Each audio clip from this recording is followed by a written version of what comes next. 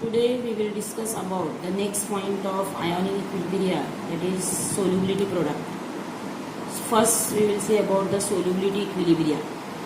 The sparingly soluble substances are those substances which dissolve slightly in water.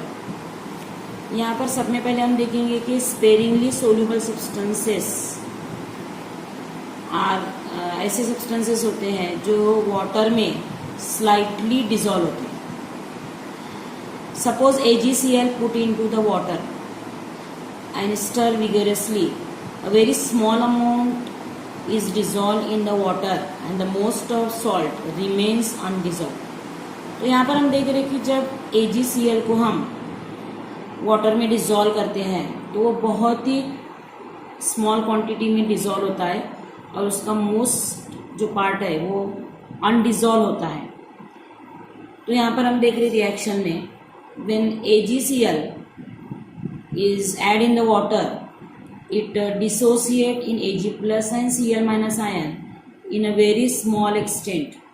Such type of salt are called sparingly soluble salt. ऐसे salt को हम नाम देते हैं sparingly soluble salt क्योंकि ये water में बहुत ही स्मॉल क्वांटिटी में या स्लाइटली डिसॉल्व होती है. Therefore, here the equilibrium is exist between undissolved AgCl and dissolved ions of Ag plus and Cl minus ion. यहाँ पर इक्विलिब्रियम एग्जिस्ट होता है undissolved AgCl और the ions of AgCl. यानी यहाँ पर इक्विलिब्रियम undissolved AgCl और ions of AgCl के बीच में होता है. And at equilibrium we get K is equal to the concentration of Ag plus ion and the concentration of Cl minus ion upon the concentration of AgCl. Here we consider the concentration of undissolved AgCl is a constant. यहाँ पर हम consider कर रहे हैं कि concentration of undissolved AgCl ये constant है. Therefore concentration of AgCl Therefore the concentration of AgCl is equal to constant and is considered as a K dash. Therefore K into AgCl is equal to concentration of Ag plus ion and concentration of Cl minus ion. So K dash is equal to concentration of Ag plus ion and concentration of Cl minus ion. K into K dash becomes equal to the new constant, that is Ksp is equal to concentration of Ag plus ion and concentration of Cl minus ion, and this Ksp is nothing but the solubility product. It is the product of the concentration of ion in the saturated solution. यहाँ पर हम concentration of AgCl ये constant ले रहे हैं जिसको हम K dash से रिप्रेजेंट कर रहे हैं. K into concentration of AgCl is equal to concentration of Ag plus ion and concentration of Cl minus ion. यहाँ पर concentration of AgCl की जगह हम K dash डाल रहे हैं. K और K dash मिलकर यहाँ पर हम नया कांस्टेंट ले रहे हैं Ksp और इसी Ksp को हम कहते हैं solubility product और इसकी डेफिनेशन है it is the product of the concentration of ions in the saturated solution. यानी ये जो है प्रोडक्ट है कॉन्सेंट्रेशन ऑफ आयंस का इन सैचुरेटेड सॉल्यूशन. यहाँ पर हम एक जनरल सॉल्ट है जिसका सोल्यूबिलिटी प्रोडक्ट हम फाइंड आउट करेंगे. सपोज BX/BY ये एक सॉल्ट है. It is sparingly soluble salt, मतलब ये वाटर में बहुत ही कम क्वांटिटी में डिजॉल्व होने वाला सॉल्ट है, इसलिए इसको हम स्पेरिंगली सोल्यूबल सॉल्ट कह रहे हैं. When it dissolve in the water, it dissolve slightly in Xb plus Y and Ya minus X. So here the Ksp is equal to concentration of B plus Y into concentration of A minus X. तो इस तरह से हम एक general salt का solubility product यहाँ पर find out किए हुए. अब उसके बाद हम देखेंगे what is the definition of solubility product.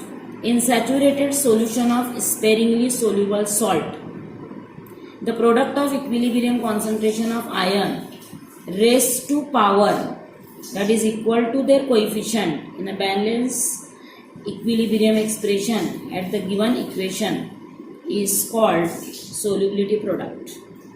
यानी सोल्यूबिलिटी प्रोडक्ट जो है ये स्पेरिंगली सोल्यूबल सॉल्ट का फाइंड आउट किया जाता है उसके सैचुरेटेड सॉल्यूशन में, और ये प्रोडक्ट होता है कॉन्सेंट्रेशन ऑफ आयंस का जिसके ऊपर पावर्स होते हैं जो कोएफिशिएंट्स के इक्वल होते हैं, जो कि इक्विलिब्रियम एक्सप्रेशन में दिखाया जाता है, और इसी को कहते हैं सोल्यूबिलिटी प्रोडक्ट। तो यहाँ पर हम कुछ एग्जांपल देखेंगे जहाँ पर हम फाइंड आउट कर रहे हैं what is the KSP। So the first example is BaSO4. It is a sparingly soluble salt. It is slightly dissolved in the water, gives Ba plus 2 ion and SO4 minus 2 ion. So its KSP is the concentration of Ba plus 2 into concentration of SO4 minus 2. Similarly, CaF2, it is also a sparingly soluble salt. It dissociates in a very small extent in water in Ca plus 2 ion and 2F minus ion. So its KSP is Ca plus 2 ion and concentration of F minus raised to 2, because here the coefficient is 2 and this coefficient becomes here power. Similarly, in third example, Bi2S3, it gives 2Bi plus 3S minus 2. So here KSP is Bi raised to plus 3 and their power is 2 because here the coefficient is 2. Here concentration of S minus 2 raised to 3 because here the coefficient is 3.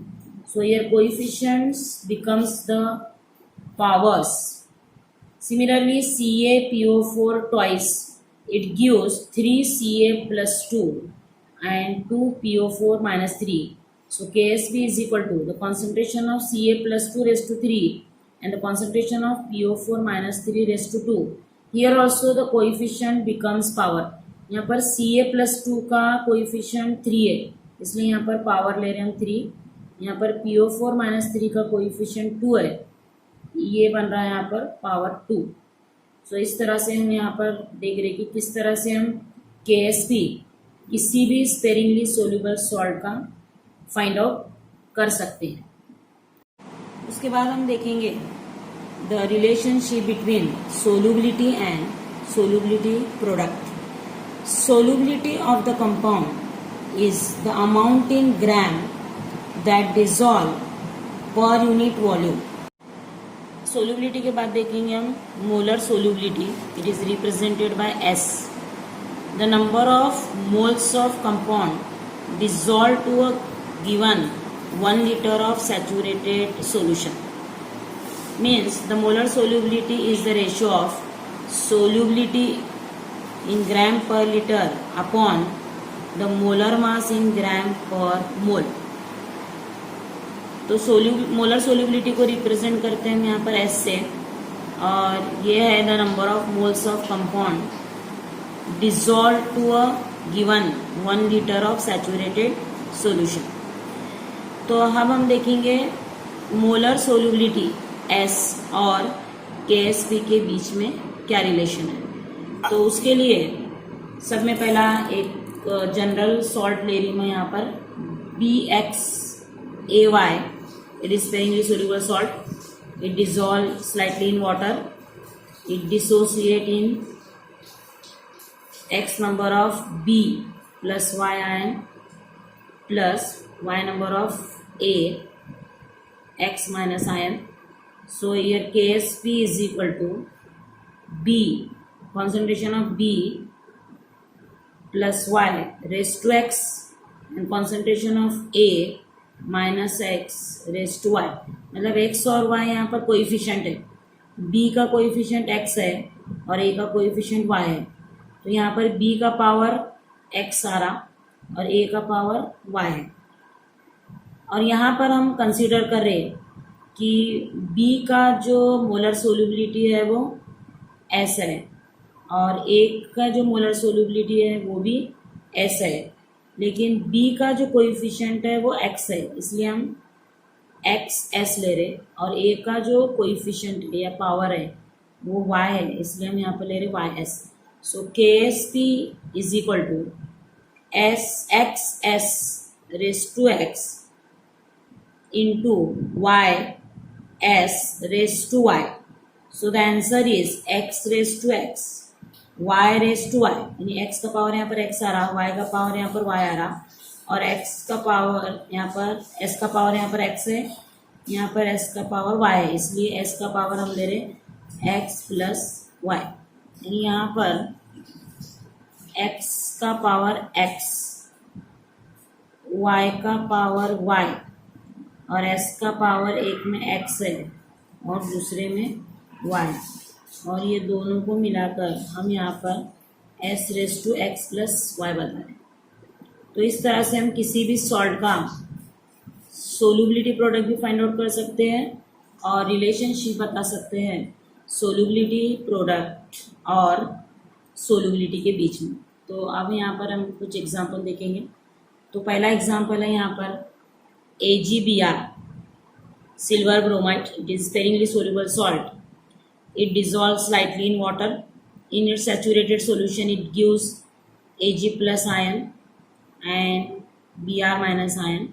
So its Ksp is concentration of Ag plus ion and the concentration of Br minus ion. यहाँ पर Ag का concentration हम molar solubility में S ले रहे हैं और Br का concentration भी S है, इसलिए Ksp की वैल्यू यहाँ पर S into s s square आ रही।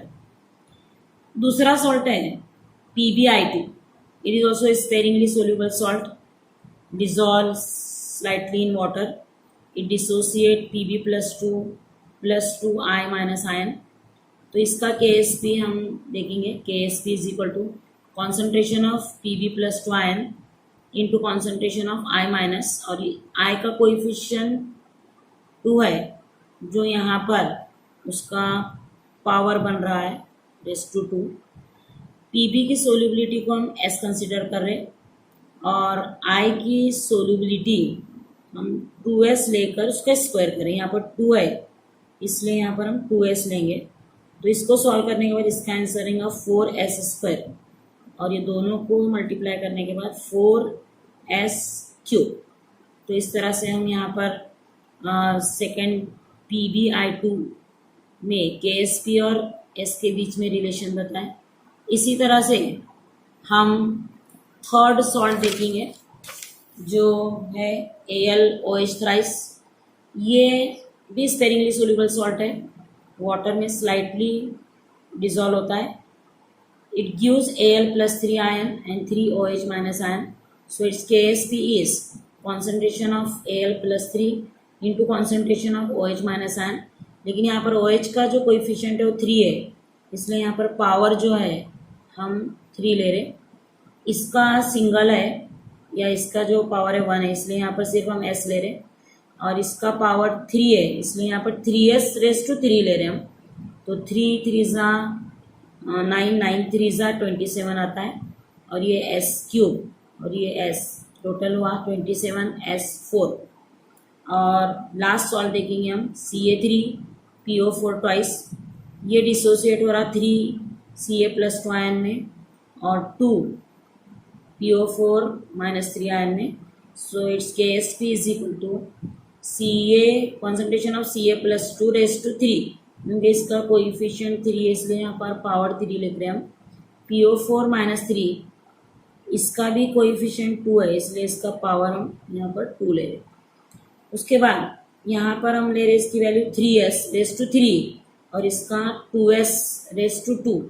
Therefore it's answer is 27S3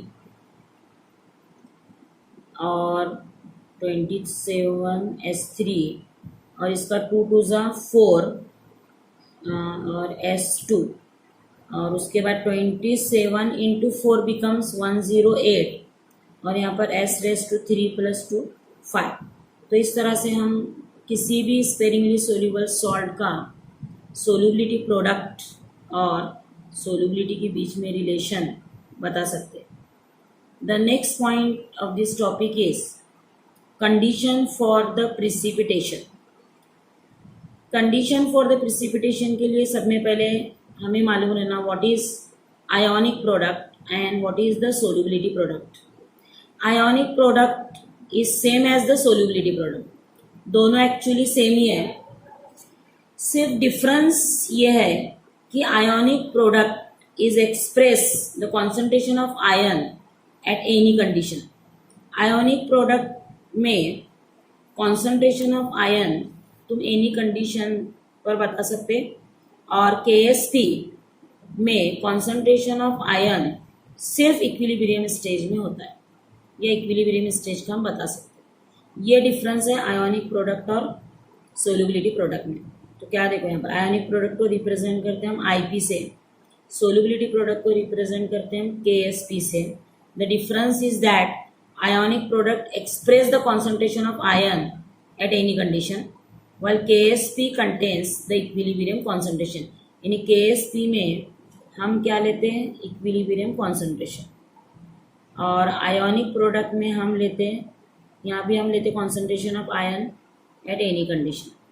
तो ये दोनों में कब प्रिसिपिटेशन ऑब्टेन होता है वो देखेंगे हम। तो सब में पहला यहाँ पर दिया हुआ है when ionic product is equal to the solubility product। जब आयोनिक प्रोडक्ट और सोल्यूबिलिटी प्रोडक्ट दोनों सेम होते हैं तो वो सॉल्यूशन को सैचुरेटेड सॉल्यूशन कहते हैं, और यहाँ पर सोल्यूबिलिटी ऑकर्स होती है। दूसरी कंडीशन है जब आयोनिक प्रोडक्ट ज़्यादा होता है और सोल्यूबिलिटी प्रोडक्ट कम होता है, यानी यहाँ पर सोल्यूबिलिटी कम होती है, उस वक्त सॉल्यूशन जो है सुपर सैचुरेटेड कहलाता है, और यहाँ पर प्रिसिपिटेशन ऑकर्स होता है, यानी यहाँ पर प्रिसिपिटेशन हमको दिखता है। और तीसरा है when solubility product is greater than ionic product.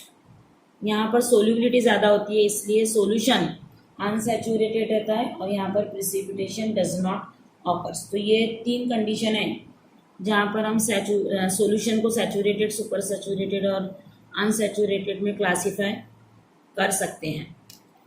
The next point is common ion effect। पहले देखेंगे हम definition। The ionization of weak electrolyte is suppressed in presence of strong electrolyte containing common ion to weak electrolyte। इसका मतलब है कि weak electrolyte का ionization को suppress करने के लिए, decrease करने के लिए हम उसमें ऐड करेंगे स्ट्रॉन्ग इलेक्ट्रोलाइट, लेकिन दोनों में एक आयन कॉमन रहना ज़रूरी है, इसको कहते हैं कॉमन आयन इफेक्ट। तो इसको देखने के लिए हम देखेंगे इसका एक एग्जाम्पल। तो यहाँ पर हम एक वीक एसिड ले रहे हैं, that is CH3COOH, that is acetic acid, and its ionic salt, that is CH3COONA, sodium acetate. सबसे पहले weak acid it dissociate slightly, और it dissociate in a small extent, and its dissociation is suppressed और decreases by addition of strong electrolyte, that is CH3COONA, and both have one common ion.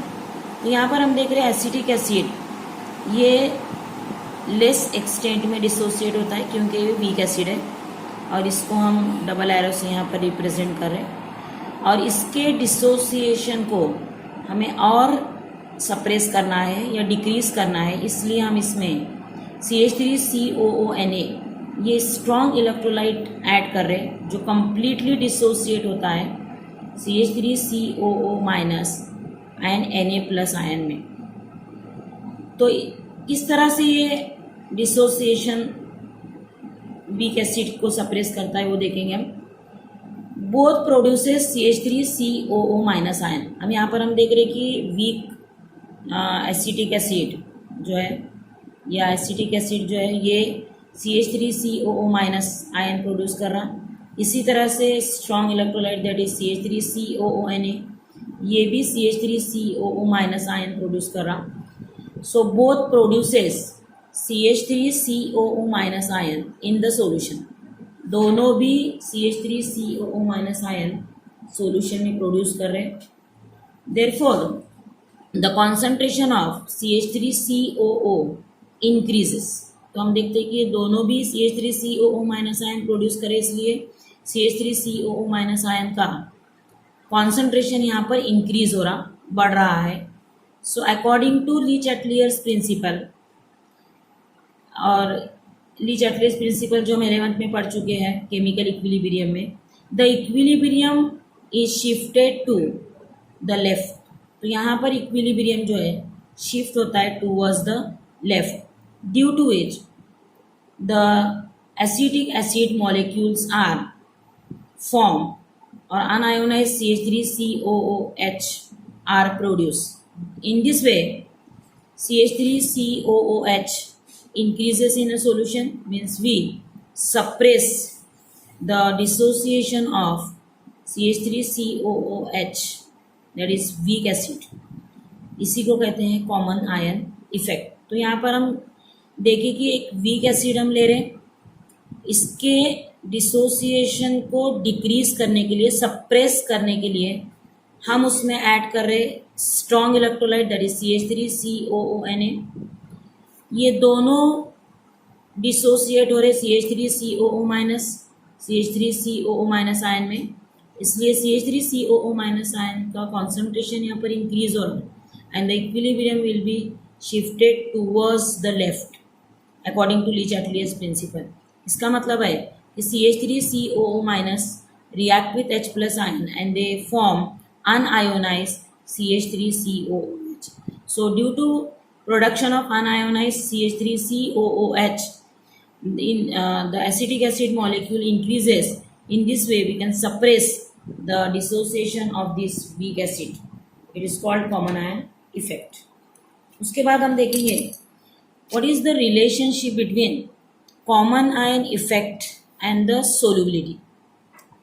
First point इस lecture में हमने पढ़ा था about the solubility, और अभी हम पढ़े हुए कॉमन आयन इफेक्ट। तो दोनों में क्या रिलेशन है वो देखेंगे हम। तो उसके लिए हम यहाँ पर देख रहे consider the solubility equilibrium of AgCl। यहाँ पर AgCl ये स्पेरिंगली सोल्यूबल सॉल्ट है, क्योंकि ये वाटर में स्लाइटली डिसोसिएट होता है, जो कि यहाँ पर दिखाया गया है AgCl dissociate slightly in water, that is Ag plus ion and Cl minus ion. And if you want to suppress the dissociation of this AgCl, we add AgNO3 in AgCl solution. The AgNO3 is a strong electrolyte and both have a common ion, that is Ag. यहाँ पर हम देख रहे हैं कि हम सब में पहले AgCl ले रहे हैं, जो कि एक स्पेरिंगली सोल्यूबल सॉल्ट है, यानी ये वाटर में स्लाइटली सोल्यूबल है। ये डिसोसिएट हो रहा है Ag प्लस आयन और Cl माइनस आयन में। इसके डिसोसिएशन को हमें सप्रेस करना है या डिक्रीज करना है, इसलिए हम इसमें और एक इलेक्ट्रोलाइट ऐड कर रहे हैं AgNO3, जो कि स्ट्रॉन्ग इलेक्ट्रोलाइट है और ये कंप्लीटली डिसोसिएट हो रहा, और दोनों में कॉमन आयन है Ag प्लस। तो क्या होता है, देखो यहाँ पर both AgCl and AgNO3 produces Ag plus ion. हमने पीछे रिएक्शन में देखा कि AgCl भी Ag प्लस आयन प्रोड्यूस कर रहा, AgNO3 भी Ag प्लस आयन प्रोड्यूस कर रहा, due to which the concentration of Ag plus ion increases. इसलिए Ag प्लस आयन का कॉन्सेंट्रेशन यहाँ पर इंक्रीज हो रहा, and according to Le Chatelier's principle the equilibrium is shifted towards the left, means there is again formation of AgCl. In this way unionized AgCl is re-established, therefore the value of Ksp remains same. यहाँ पर हमारा topic complete हो चुका है। इसके बाद हम कुछ इम्पोर्टेंट पॉइंट्स देखेंगे और इसके कुछ इम्पोर्टेंट फार्मूले भी देखेंगे जो न्यूमेरिकल के लिए हमें लगने वाले हैं।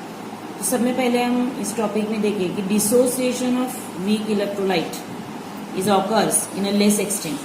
वीक इलेक्ट्रोलाइट को डिसोसिएशन कम होता है, इसको हम डबल एरो से इंडिकेट करते हैं, और strong electrolyte it dissociate completely, strong electrolyte का डिसोसिएशन कंप्लीट होता है और इसको बताने के लिए हम सिंगल एरो का इस्तेमाल करते हैं। ये दोनों चीज़ें बहुत ही इंपॉर्टेंट है। उसके बाद 4 टाइप के हम जो अलग अलग सॉल्ट्स पड़े हुए हैं, सभी सॉल्ट कंप्लीटली आयोनाइज होते हैं, इसलिए इन्हें बताने के लिए हम सिंगल एरो का इस्तेमाल करते हैं। इसके अलावा अल्फ़ा, जिसे हम डिग्री ऑफ डिसोसिएशन कहते हैं, ये हम स्टडी करते हैं सिर्फ वीक इलेक्ट्रोलाइट्स के लिए। अल्फ़ा की वैल्यू 1 होती है स्ट्रॉन्ग इलेक्ट्रोलाइट्स में। इसके बाद देखेंगे हम कुछ फार्मूले जो न्यूमेरिकल के लिए इस्तेमाल होने वाले हैं। पहला फार्मूला देखे हुए हम pH is negative logarithm of base 10 of H plus ion concentration. इसी तरह से pOH का फार्मूला है the negative of base 10 of OH minus ion concentration. उसके बाद तीसरा फार्मूला जो दोनों में रिलेशन बताने वाला है, that is pH plus pOH is equal to 14। उसके बाद हम